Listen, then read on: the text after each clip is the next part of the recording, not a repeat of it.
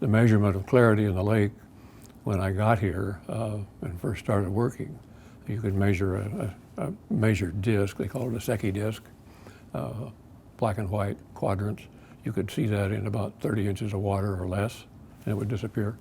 You could put that in the lake in the late 60s, early 70s, and you could see it in over 20 feet of water. So it was clearly cleaned up very well.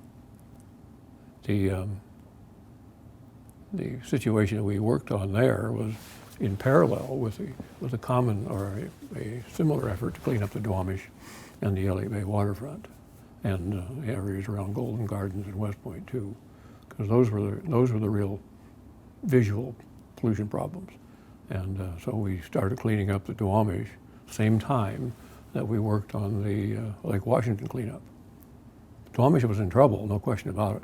It had many problems associated with long-term buildup of industrial waste, raw sewage coming into the Duwamish, most particularly in the East Waterway, but some upstream as well. And so the lake, or the water in the Duwamish was problematic in that there were situations where the dissolved oxygen that fish require for life was diminished to the point where fish would actually have to avoid it.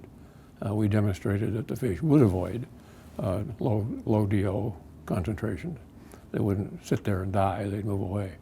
But that was a situation that we were in. We did a lot of studies on the Duwamish once we got started to demonstrate what the problem was, and more particularly to document how well the river would clean up once we got done with the project, and it did do.